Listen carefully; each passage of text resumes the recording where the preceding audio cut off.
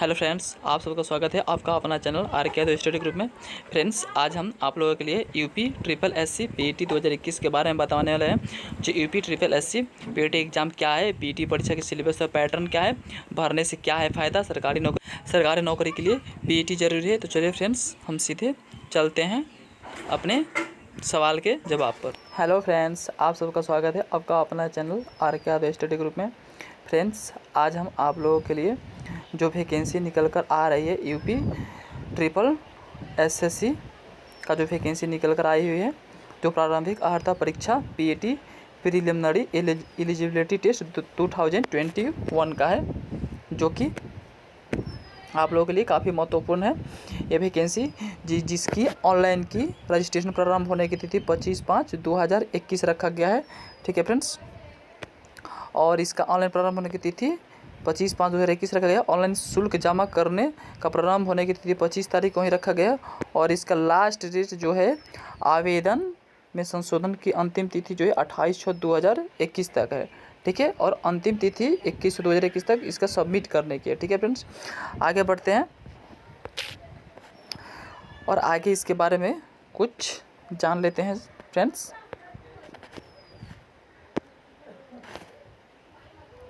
उत्तर प्रदेश शासन के कार्मिक अनुभाग 3 के शासनादेश संख्या 1103/47 का 2020 13/17/2020 दिनांक 20 नवंबर 2020 द्वारा समूह ग के पदों पर भर्ती हेतु द्विस्तरीय परीक्षा प्रणाली अपनाए जाने हेतु अनुमोदन प्रदान किया गया है।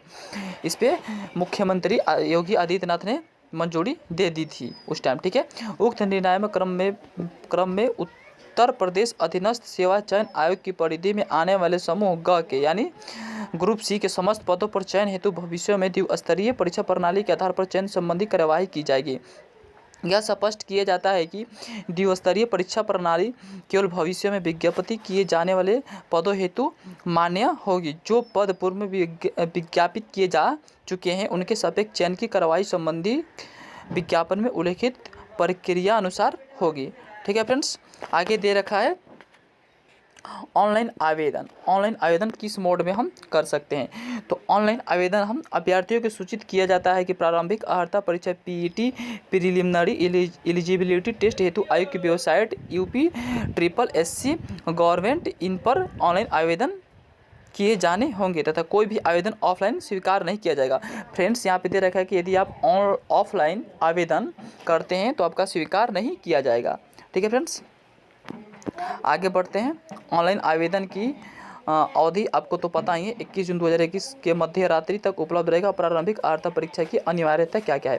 देखिए फ्रेंड्स, यदि आप इस पीईटी को क्वालिफाई कर लेते हैं तो 1 साल तक इसका वैलिडिटी रहेगा।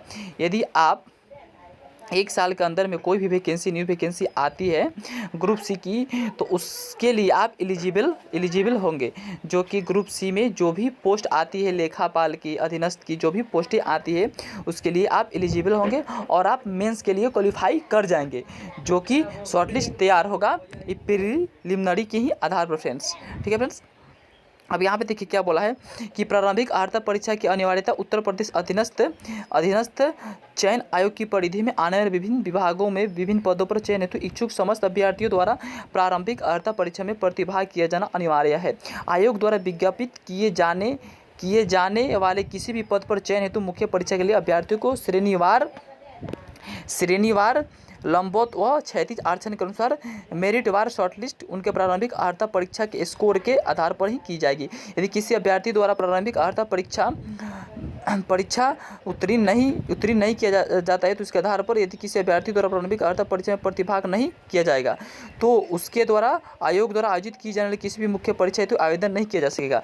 यदि कहने का मतलब है कि यदि आप जो पीईटी जो एग्ज़ाम होगा इसमें यदि आप क्वालिफाई कर लेते हैं, पास कर जाते हैं, तो आपको मेंस में जाने की मुख्य परीक्षा में बैठने की आपको अनुमति मिलेगी। यदि आप नहीं निकाल सकते हैं तो आपको मेंस में जाने की अनुमति नहीं मिलेगी, जो भी यूपी ट्रिपल एससी द्वारा ग्रुप सी का वैकेंसी निकलेगी। अब आगे बढ़ते हैं फ्रेंड्स, यहाँ पे दे रखा है आयोग की परिधि में आने वाले पद कौन कौन से हैं। ठीक है फ्रेंड्स, यहाँ पे दे रखा है यहाँ पे दे रखा है उत्तर प्रदेश अधीनस्थ सेवा चयन आयोग की परिधि में आने वाले पदों का विवरण। उत्तर प्रदेश अधीनस्थ सेवा चयन आयोग अधिनियम 2014 के धारा 2 के उल्लेख है कि उपबंध समूह ख से निम्न समूह ग के ऐसे समस्त सीधी भर्ती वाले पदों के संबंध में जिसके अंतर्गत सचिवालय के पद भी हैं, ख यानी ग्रुप बी और ग यानी सी ग्रुप सी, और राज्य सरकार द्वारा स्थापित या नियंत्रित किसी बोर्ड या निगम या अन्य किसी अन्य कानूनी निकाय में समस्त समूह ग के पदों पर भी लागू होंगे, परंतु राज्य सरकार अधिसूचना द्वारा किसी पद को आयोग के कार्यक्षेत्र में हटा या उसमें जोड़ सकती है। यदि कोई बीच में पद बढ़े या घटे, या यदि आपकी हायर एजुकेशन है, यदि आप उसमें चूज कर चुके हैं कि ग्रुप बी ग्रुप सी भी चाहिए, तो आपको मतलब उस पद में आवंटित भी आपको किया जा सकता है। ठीक है, आगे फिर चलते हैं कि शैक्षिक अर्हता इसमें क्या है। इसमें कम से कम आपको 10वीं पास होना चाहिए और हायर सेकेंडरी आप जितना तक 10+2 या ग्रेजुएशन बीकॉम बीएससी बी आप कर चुके हैं तो आपको और फायदा होगा। यहाँ पे दे रखा है शैक्षिक अर्हता। यहाँ पे शैक्षणिक अर्हता दे चुका है कि प्रारंभिक अर्हता परीक्षा में हाई स्कूल समक्ष अथवा उसमें उच्च शैक्षिक अर्हता धारित करने वाले अभ्यर्थियों को आवेदन कर सकते हैं, अतः ऐसे अभ्यर्थियों की जिनके द्वारा आवेदन पत्र सबमिट करने की अंतिम तिथि पूर्व हाई स्कूल समक्ष अथवा उससे उच्च शैक्षिक अर्हता धारिता कर ली गई है, वे प्रारंभिक अर्हता परीक्षा 2021 से तो आवेदन कर सकते हैं। जो कि अभी बच्चे जो 2021 में जो 10वीं के एग्जाम दिए हैं, यदि उसका एज 18 साल हो गया है तो वो भी आवेदन कर सकते हैं। यहाँ पे दे रखा है नोट में, यहाँ पे फ्रेंड्स नोट में दे रखा है कि हाई स्कूल अथवा इसके समक्ष से कम आने वाले अर्हता कैसे पद को जो आएगा परिधि में आते हैं, यदि उनका अध्यापन प्राप्त होता है तो उनके संबंध में आयोग के निर्णय के अनुसार अलग से परीक्षा या कौशल परीक्षा शारीरिक परीक्षा आयोजित की जाएगी, जिसकी सूचना यथा समय आयोग की वेबसाइट पर दी जाएगी। ठीक है, आयु सीमा यहाँ पे मिनिमम 18 और मैक्सिमम यहाँ पे 40 वर्ष रखा गया है। ठीक है, और SC ST OBC के लिए इसमें दिया गया है, आप लोग देख लीजिएगा फ्रेंड्स। आगे चलते हैं, जो मेन टॉपिक है उस पर हम बातें करते हैं। आरक्षण इसमें भी दिया गया है, जो कि क्षैतिज आरक्षण स्वतंत्रता संग्राम सेनानी, अतिरिक्त दिव्यांगजन, भूतपूर्व सैनिक जो भी है उन लोगों का मिलेगा। और परीक्षा का पाठ्यक्रम यहाँ पे देख लेते हैं, आवेदन ऑनलाइन मोड में होगा। ठीक है, आवेदन प्रक्रिया इसमें देखिए फ्रेंड्स, एक और बात है कि इसमें निगेटिव मार्क्स है, यानी 1/4 है, यानी यदि आप 4 क्वेश्चन गलती करते हैं तो आपको सही में से 1 नंबर काट लिया जाएगा।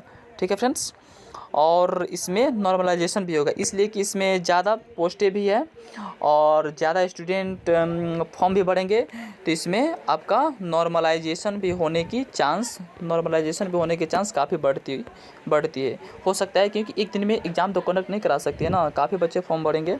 ठीक है फ्रेंड्स, आगे चलते हैं, यहाँ पे कुछ सिलेबस की बातें कर लेते हैं।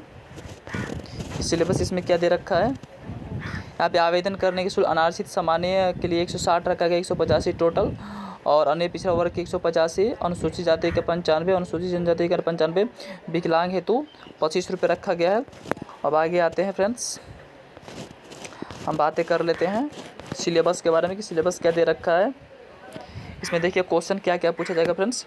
इसमें क्वेश्चन है आपको भारतीय इतिहास में सिंधु घाटी सभ्यता से सवाल उठेगा, और वैदिक सभ्यता, बौद्ध धर्म, गौतम बुद्ध की जीवनी से संबंधित, जैन धर्म, महावीर जीवनी शिक्षाएं, मौर्य वंश, सम्राट अशोक, गुप्त वंश में समुद्रगुप्त, चंद्रगुप्त द्वितीय, हर्षवर्धन, राजपूत काल से संबंधित इसमें क्वेश्चन पूछा जाएगा, जो कि 5 नंबर का होगा। और इसमें परीक्षा क्या होती है, 2 घंटा होगा, पूर्णांक 100 होगा, प्रश्नों की संख्या 100 होगी।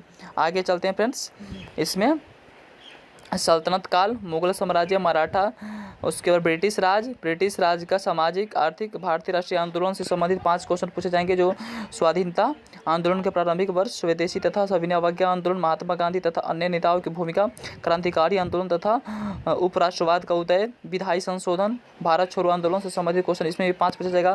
भूगोल से 5 क्वेश्चन पूछा जाएगा, और इसमें भारतीय अर्थव्यवस्था भी 5 क्वेश्चन है। ठीक है फ्रेंड्स, यहाँ पे भारतीय संविधान एवं लोक अदालत से संबंधित 5 क्वेश्चन पूछेगा, सामान्य विज्ञान से भी 5 क्वेश्चन पूछेगा, प्रारंभिक अंकगणित से भी 5, जो अर्थमेटिक होता है, सामान्य हिंदी से 5, यहाँ पे तर्क शक्ति यानी रीजनिंग से 5, सामायिक यानी करंट अफेयर से 10 क्वेश्चन आएगा, और सामान्य जागरूकता से 10 आएगा, अपठित हिंदी गद्यांश से भी 10 क्वेश्चन आएगा, और यहाँ पर ग्राफ की व्याख्या टू ग्राफ में प्रत्येक 5 प्रश्न होंगे, प्रत्येक 2 आएगा 10 नंबर का, और तालिका व्याख्या का विश्लेषण 2 आएगा फ्रेंड्स।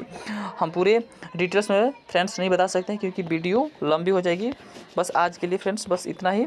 यदि आप लोग इसके लिए एलिजिबल है तो आप इस फॉर्म को ज़रूर भरिएगा और फिल कीजिएगा, आपको सफलता ज़रूर मिलेगी। आज के लिए बस इतना ही फ्रेंड्स, जय हिंद।